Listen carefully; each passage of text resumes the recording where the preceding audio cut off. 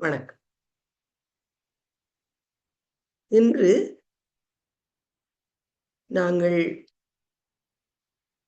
துணையிலி நெஞ்சே என்ற தலைப்பில் இந்த உரையை ஆற்றலாம் என்று நான் நினைக்கின்றேன். மாணிக்கவாசகருடைய திருவாசகத்திலே திருச்சதகம் என்ற பகுதியிலே ஆத்மசுத்தி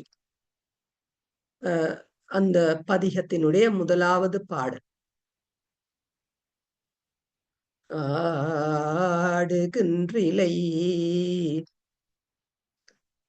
கூத்துடையான் களற்கு அன்பிலை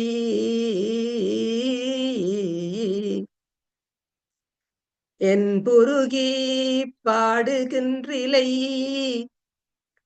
பதை பதும் செய்கிலை தொடர்.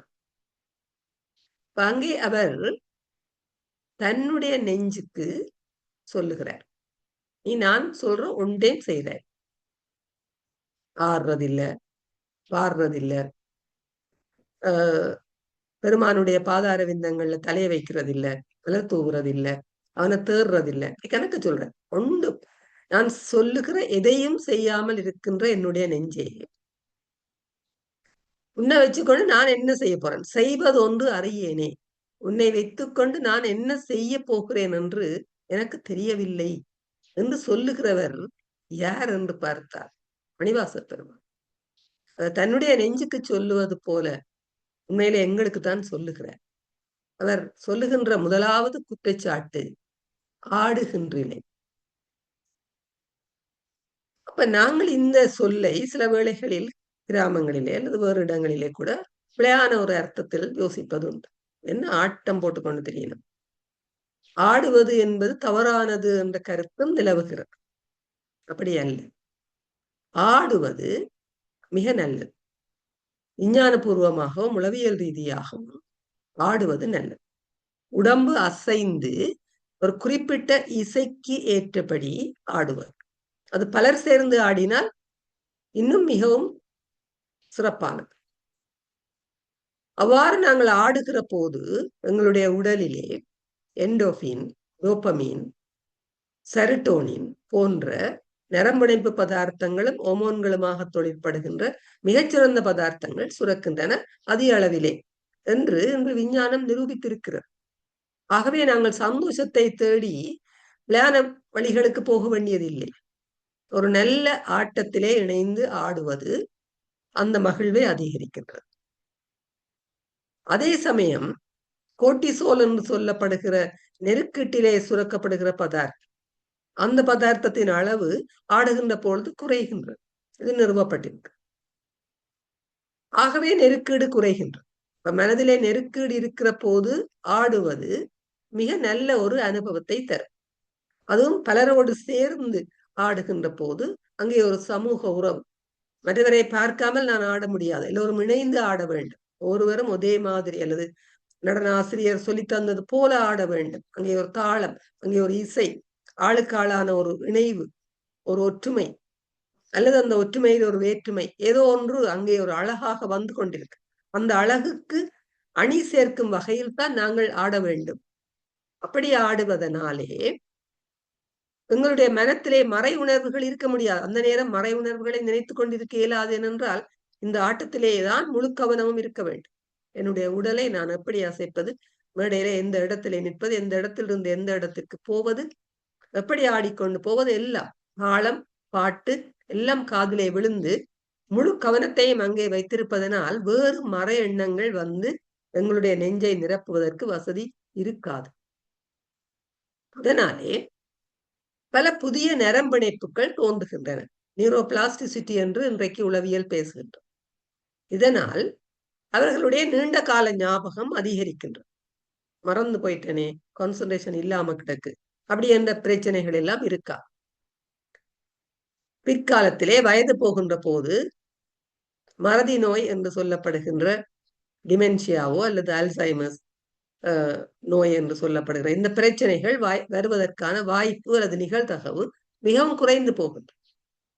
எங்களுடைய சமய அனுஷ்டான முறைமைகளிலே முன்னர் காவடி மிக பரவலாக இருந்தது. அது வெறுமனே காவடியை தூக்கி கொண்டு ஆடி செல்வது. ஒரு ஆலயத்திலே இருந்து இன்னொரு ஆலயம், அது மிக தொலைவிலே உள்ள ஆலயமாக கூட இருக்கலாம், ஆடிக்கொண்டு செல்வார்கள். காவடி தூக்குகிறவர்கள் நாதஸ்வர இசைக்கு, தாளத்து மேளத்தினுடைய இசைக்கு ஏற்றபடி தங்களுடைய காலை வைத்து உடம்பை அசைத்து ஆடி செல்வார்கள். அவர்களோடு பலர் ஏனைய அடியார்கள், பக்தர்கள் கூடவே நடந்து செல்வார்கள். வாகனங்களிலே செல்வதில்லை காவடி. காவடி நடந்து போகும். அதே போல கரக ஆட்டம், தலையிலே கரகம் வைத்துக் கொண்டு ஆடிக்கொண்டு செல்வார். அங்கே ஒரு சமநிலையும் இருக்கு. கரகம் விழுந்து விடாமல், கரகத்தை தலையிலே பிசின் போட்டு ஒட்டுவதில்லை. கரகம் தலையிலே இருக்கும், தலையினுடைய சமநிலை தவறாமல் இருக்கும், கால்கள் ஆடிச்செல், கைகள் ஆடும். அப்படியான ஒரு மிகுந்த கவனத்தோடு செய்யப்பட வேண்டிய ஆட்டங்கள் சமய நிகழ்வுகளோடு பின்னி பிணைந்து இருந்தது.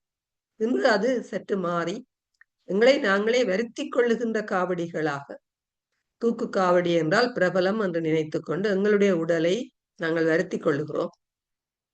பொருத்தமற்ற ஊசிகளை எங்களுடைய உடலிலே ஏற்றி கொள்ளுகிறோம். அவை நுண்ணங்கி நீக்கம் செய்யப்பட்டதா என்று எங்களுக்கு தெரியாது. ஆகவே காவடி எடுத்து விட்டு வந்த பிறகு பலர் வைத்தியசாலைகளில் அனுமதிக்கப்படுவதாக வைத்திய நிபுணர்கள் குற்றம் சாட்டுகிறார்கள்.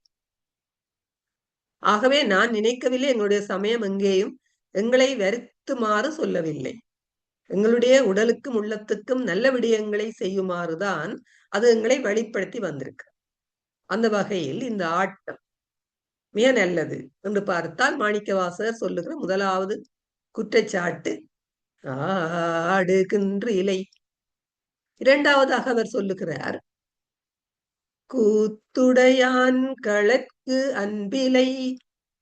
உனக்கு இறைவனுடைய திருவடியிலே அன்பு இல்லையப்பா. என்னன்னு தெரியும்? ஐயோ, உங்களுக்கு சரியான அன்பு கடவுள்ல, நாங்கள் சரியான கடவுள் பக்தி உள்ளாக்குன்னு நாங்கள் சொல்லிக் கொள்றோம். மாணிக்கவாசர் சொல்றார், உனக்கு அன்பு இல்லையப்பா. இவன் யார் என்றால் கூத்துடையான் களன், இல்லை கூத்தன். அவன் எப்பொழுதும் ஆடிக்கொண்டிருப்பான். அவனுடைய ஆட்டம் ஒருபோதும் நிற்பதில்லை. எங்களுடைய சமயம் தான் அவ்வாறு சொல்லுகிறது. இறைவனுடைய ஆட்டம், நடராஜ பெருமான் என்ற வடிவத்திலே அவர் ஆடுகின்ற ஆட்டம் ஒரு கணமும் நிற்பதில்லை என்றால் இந்த பிரபஞ்சம் இயங்காது நின்றுவிடும்.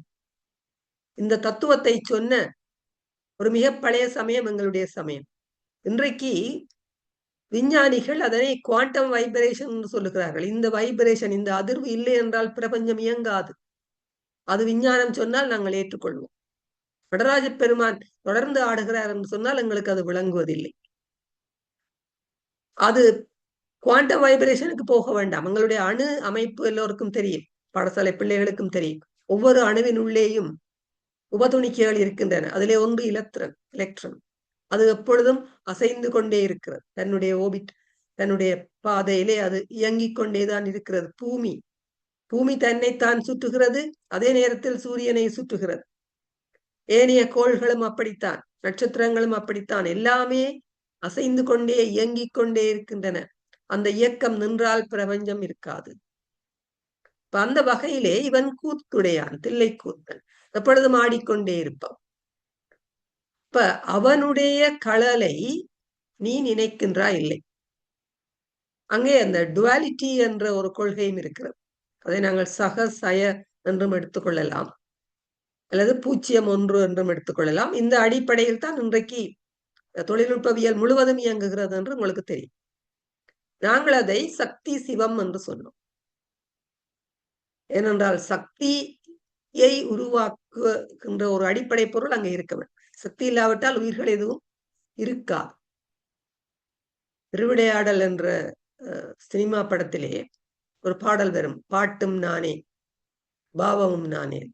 மிக அழகாக சிவாஜி கணேசன் நடித்திருப்பார். டி.எம். சௌந்தரராஜன் அவர்கள் பாடியிருப்பார் அந்த பாட்டிலே. அதிலே ஒரு வரி, எதிலும் இயங்கும் இயக்கம் நானே. எங்கேயும் இயக்கம் என்றால் அது நான் தான். கடவுள் சொல்லுகிறார், நான் தான். என் இசை நின்றால் அடங்கும் உலகில். எனது இசை நின்று விட்டால், என்னுடைய அந்த அதிர்வு, அந்த இயக்கம் நின்று விட்டால் இந்த பிரபஞ்சம் எதுவுமே இயங்காது. உண்மைதான். இன்னொரு வழியில் பார்த்தால் எங்களுடைய ஒவ்வொரு உயிருள்ள கலங்களின் உள்ளேயும் இழைமணி என்ற பதார்த்தம் இருக்கிறது, மைட்டோகாண்ட்ரியா. இது ஆதி பாக்டீரியாவில் இருந்து தொடங்கி அப்படியே கூர்ப்பு வழியாக வந்து எல்லா தாவரங்கள் எல்லா விலங்குகளினுடைய கலங்களுக்குள்ளும் காணப்படுகிற ஒரு அமைப்பு இந்த இழைமணி, ஒரு புன்னங்கம். அதனுடைய தோற்றத்தில் இருந்து இன்று வரை அந்த இழைமணி அப்படியே தொடர்ந்து வருகிறது. எல்லா உயிர்களிலும் இருக்கிறது. அதனுடைய அமைப்பு அல்லது அதனுடைய வடிவம், அதனுடைய பருமன் வேறுபடலாம் அங்கிக்கு அங்கி. ஆனால் அந்த இழைமணி இல்லாமல் இருக்கா. ஏனென்றால் அதுதான் சக்தியை கொடுக்கின்ற புன்னங்கம். இழைமணி இல்லாவிட்டால் சக்தி வரா. ஆகவே இன்னொரு வழியில் சிந்தித்தால் இறைவன் எல்லா உயிர்களிலும் இருக்கின்றான் என்று நாங்கள் சொல்லுகின்ற தத்துவம் இந்த இழைமணியோடு தொடர்புள்ளது என்று சிந்திக்கலாம் அல்லவா? ஆர்மோனாவலர் சொல்லுவார், இறைவன் கடவுள் எங்கும் உள்ளவர், எல்லாம் வல்ல. எங்கும் உள்ளவர் என்றால் அவர் எல்லா உயிர்களுக்குள்ளும் இருக்கின்றார், எல்லாம் அறிவதும் எல்லாம் வல்லவர். எல்லா உயிர்களுக்குள்ளும் கடவுள் இருக்கிறார் என்பதை நாங்கள் ஏற்றுக்கொண்டால், நாங்கள் கடவுளிலே அன்பு செய்கிறோம் என்று சொன்னால் நாங்கள் எல்லா உயிர்களிலும் அல்லவா அன்பு செய்ய வேண்டும். அப்படி செய்கின்றோமா? இல்லை தானே. எத்தனை உயிர்களுக்கு நாங்கள் தீமை செய்திருப்போம். மனிதர்களையே நாங்கள் மனிதர்களுக்கே எவ்வளவோ தீமை செய்கிறோம். மனிதர்களுக்கே என்றால் குறிப்பிலே மிகவும் உயர்ந்த எங்களுடைய இனத்தை சார்ந்த மனிதர்கள். எங்களை விட தாழ்ந்த விலங்குகள் தாவரங்களுக்கு நாங்கள் செய்கிற தீமைகளுக்கு அளவே. ஆகவேதான் மணிவாசர் சொல்லுகிறார், உனக்கு கூத்துடையான்களுக்கு அன்பு இல்லையப்பா. உனக்கு அன்பு இருந்தா நீ இந்த உலகத்திலே எந்த ஒரு உயிரினத்துக்கும் தீமை செய்ய மாட்டாய் அல்லவா? அப்படி இருக்கிறாயா? இல்லை. சரி, அதான் போட்டோம். 2 விஷயம் நீ சொல்வழி கேட்கறது இல்லை. ஆடுகின்றிலை கூத்துடையான் களற்கு அன்பிலை என் புருகி பாடுகின்றிலை. பாடுற இல்லை. மாணிக்கவாசர் சொல்றார் பாடுறா இல்லை. அவர் பாடிய பாடல்களை போல வேறு யார் பாடியிருக்கிறார்கள்? அவரே சொல்லுகிறார், நீ பாடுறா இல்லையா? அப்படி பாடணும். எலும்புருக பாடும். உடலிலே காணப்படுகிற உறுப்புகளிலே அடர்த்தி மிக்கது எலும்பு. அந்த எலும்பு உருகத்தக்கதாக பாடும், உருக்கமாக பாடும். அப்படி பாடுற இல்லை நீ என்று அவர் குற்றம் சாட்டுகிறார். இப்ப திருப்ப நாங்கள் இந்த பாடுதல் என்ற விடயத்துக்குள் வருவமாக இருந்தால், நான் ஆடுதலிலே சொன்னது போல பாடுகின்ற போதும் எங்களுக்குள்ளே எண்டோபின், டோபமீன் போன்ற நரம்பிணைப்பு பதார்த்தங்கள், ஹோமோன்கள் சுரக்கின்ற அதே நேரத்தில் ஒக்சிட்டோசின் என்று இன்னொரு பதார்த்தம் சுரக்கின்ற. இந்த ஒக்சிட்டோசின் பொதுவாக பெண்களிலே தாய்மைப்பேறு அடைகின்ற காலப்பகுதியிலே சுரக்கப்படுகின்ற ஒரு பதார்த்தம். அது பிள்ளை மீது, அந்த பெண் தன்னுடைய பிள்ளை மீது ஏராளமான நிறைந்த அன்பை செலுத்துவதற்காக, பாலூட்டுவதற்காக, அந்த உறவு, அந்த பிணைப்பை செம்மைப்படுத்துவதற்காகவென்றே சுரக்கப்படுகிற ஒரு பொருள். அவை ஒக்சிட்டோசின் இருந்தால் அன்பு இருக்கு. காதலிலே சுரக்கப்படுவதும், காதல் ஒருவர் காதலிக்கின்ற போது சுரக்கப்படுவது ஒக்சிட்டோசின் சொல்லுகிறார்கள் என்று அது ஒரு விஞ்ஞானபூர்வமான கருத்து. ஆகவே பாடினால் ஒக்சிட்டோசின் சுரக்கும். மற்ற விலங்குகளிலே உயிரிலே எங்களுக்கு அன்பு வரும். எல்லா மனிதர்களிடத்திலும் அன்பு எங்களுக்கு கூடும் பாடுவதன் மூலம். அதே நேரம் பாடுகிற போது இந்த சுவாசம் கட்டுப்பாட்டுக்குள்ளே வரும். நாங்கள் நினைத்தபடி சுவாசிக்க முடியாது பாடைக்குள்ள. என்ற சில இடங்கள்ல நாங்கள் அந்த பாடலை ஒரு இடத்துல கொண்டுதான் நிறுத்தலாம். வச்ச இடத்துல நிறுத்தினா பாடல் சரியா வராது.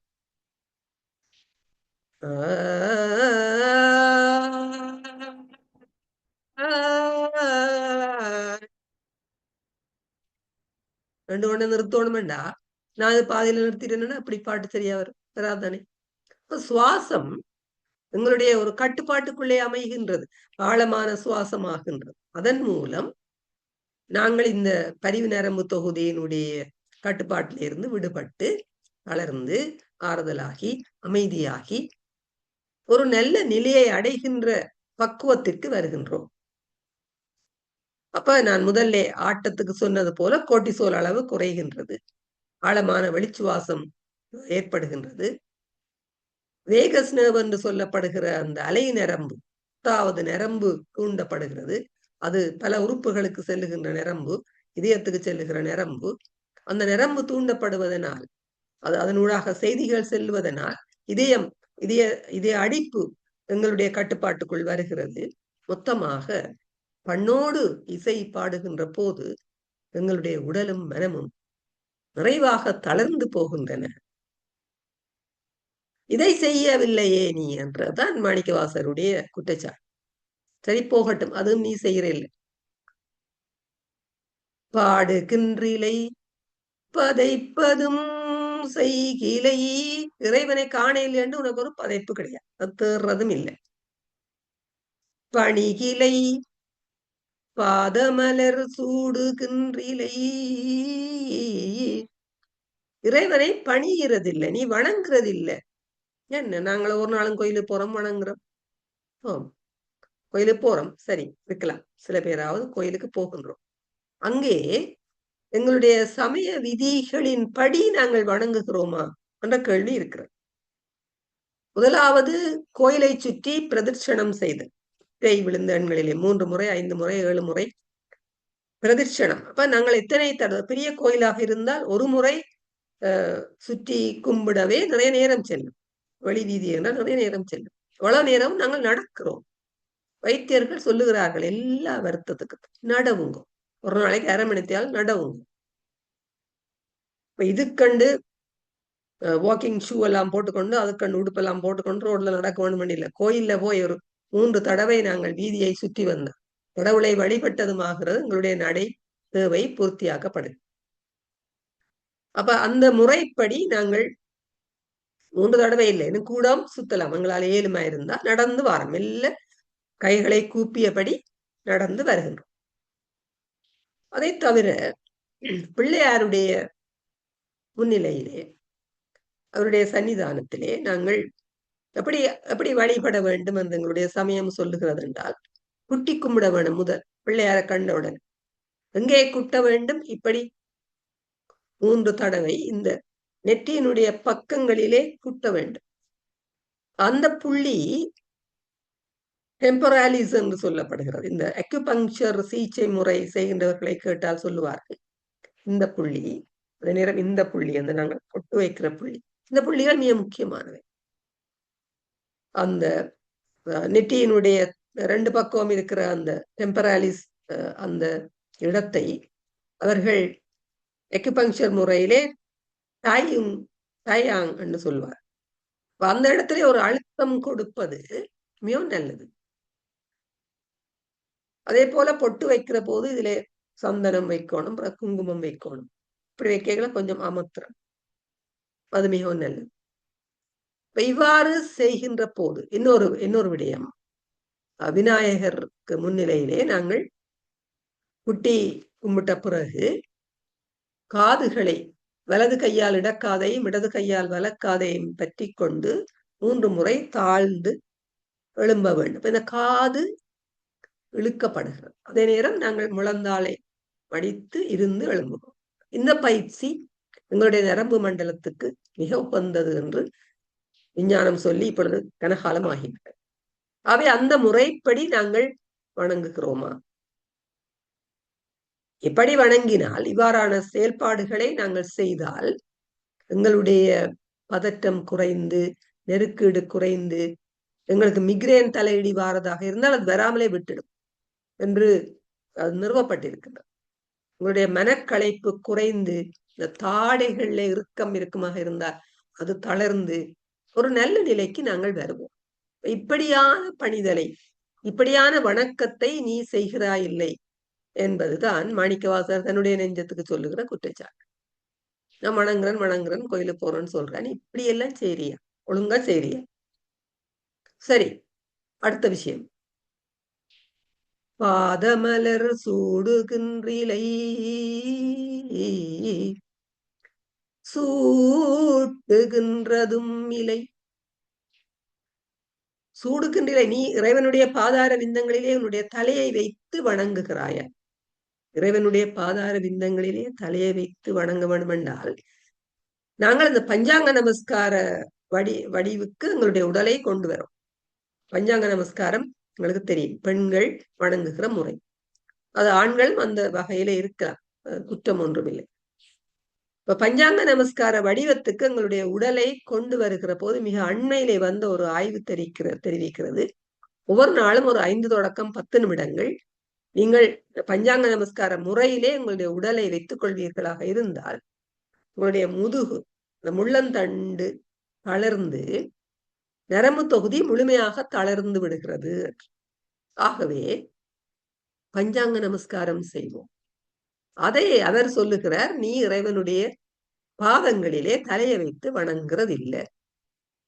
பாதமலர் சூடுகின்றிலை சூட்டுகின்றதும் இலை.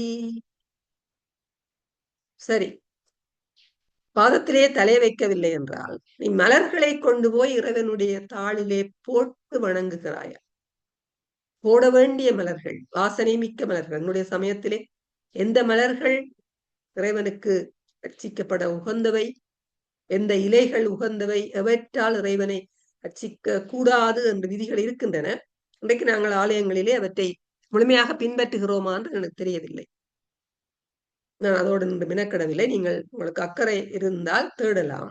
எத்தகைய பூக்கள் இலைகளை கொண்டு நாங்கள் இறைவனுடைய தாளை அர்ச்சிக்க வேண்டும்? பொருத்தமான மலர்களை கொண்டு, மல்லிகை பூக்கள், முல்லை பூக்கள், சிவரத்தை சொல்லப்படுகிற அந்த பூக்கள், நந்தியாவட்டை பூக்கள், இப்படியா நிறைய பூக்கள், தாமரை பூக்கள், இவற்றை கொண்டு இறைவனுடைய தாளை நாங்கள் அர்ச்சிக்க வேண்டும். நீ அதையும் செய்யறதில்லை. அப்படி இருந்தா, அப்ப நீ இப்படி இருந்தா உனக்கு யாரப்பா துணை வர போயிடும்?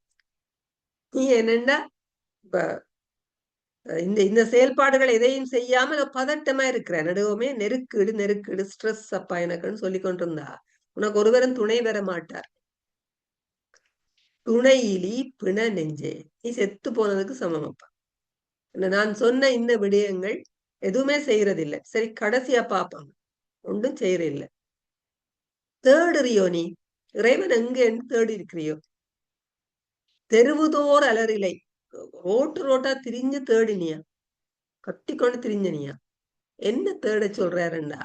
இறைவனை தேட சொல்றார். இறைவனை தேடுறது எங்க எங்க போய் தேடுறது? ரோட்டா தேடினா கிடைச்சிருவாரா? இல்லையே, அவர் எங்களுக்குள்ளே இருக்கிறார். நாங்கள் எங்களுடைய மனத்தை சுத்தமாக்கி கொள்ள வேண்டும். மனத்தை சுத்தமாக்குவது என்றால் என்ன? நேரான எண்ணங்களால் நிரப்பிக்கொள்ள வேண்டும். விழுமிய வாழ்க்கை நாங்கள் வாழுகிறோமா?